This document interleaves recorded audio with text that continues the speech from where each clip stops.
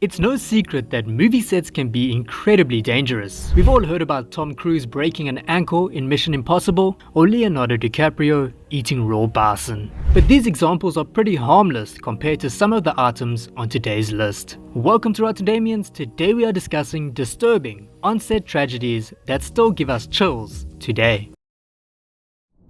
1973's The Exorcist. The Exorcist is an epic, bone-rattling film that still receives praise today. Linda Blair did an amazing performance at demonstrating a possessed child. To show Regan's possession, Linda Blair was attached to a machine that made her thrash around. She had a plank attached to her back to support her spine, and a crew off set were controlling the device.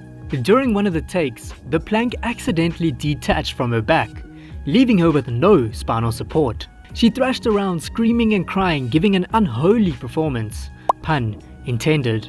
But unbeknownst to everyone, she was not screaming and crying for the scene, but she had in fact just fractured her spine. This fracture would later lead to the development of scoliosis, which left Linda in years of pain and discomfort. But don't worry, because after extensive chiropractor visits and neuromuscular massage therapy, she's doing a lot better. 1986's Top Gun. Top Gun is undoubtedly an unsafe movie, with the acrobatics the pilots perform. In the movie, a character named Goose performs a flat spin in his jet. He's unable to recover and is forced to eject himself from the plane. However, upon ejecting, he hits his head on the wing, causing his demise. Eerily enough, Goose's stunt double, named Art Skull, passed away on similar terms. Skull was a very accomplished flyer, and during filming he performed a flat spin, which for him should be a simple move. He too could not recover and was forced to eject. However, the plane had a fault, preventing him from ejecting and leading to his passing. The jet and his remains were never found. Stunt doubles are not paid enough, nor do they receive enough recognition. May Art Skull rest in peace. The Crow is an epic blockbuster starring Bruce Lee's son, Brandon Lee. The 28-year-old actor was finally breaking free from his father's shadow when, during a routine scene, disaster struck.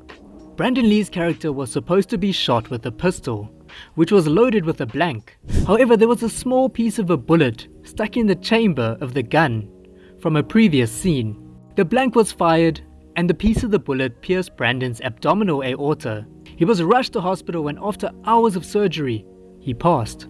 The film producers continued filming with stand-in actors so that Brandon's final work of art could be seen by the world.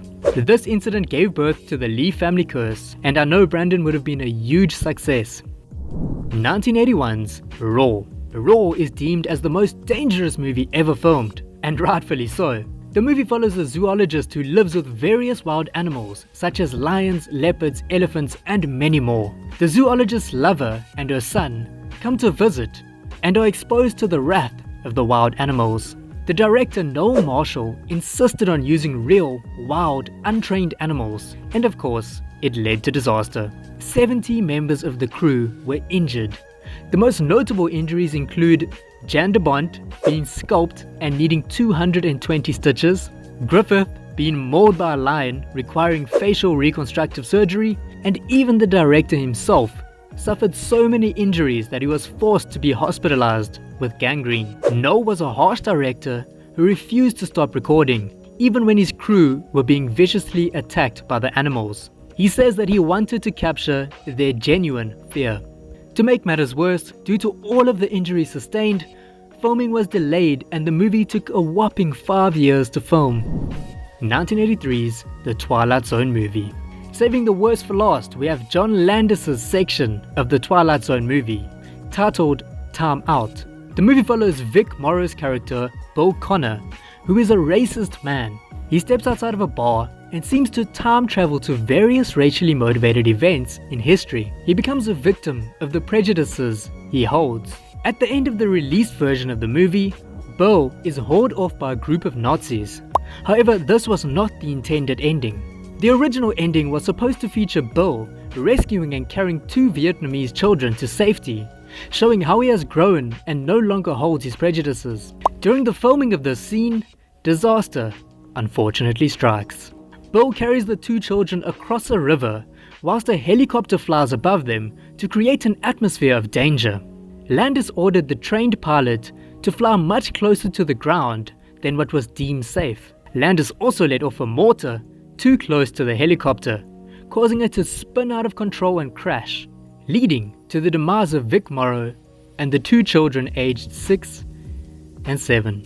Almost as if Vic knew disaster would strike, his final words before filming the scene were, "I gotta be crazy to do this shot. I should have asked for double." What makes this the worst on-set tragedy for me is the fact that Landis got off without any repercussions. I'm not saying that he or anyone is responsible. However, he did instruct the pilot to fly lower than he was comfortable and set off the mortar too close to the helicopter. Having said this, I was not there and I do not know the true events that transpired. If you enjoyed this video, be sure to like, comment and subscribe. It really helps the channel grow and for me to reach my goals. If you want to find out what horror movies are based on real events, be sure to click on the video to the left. Thank you for watching and I'll see you next week.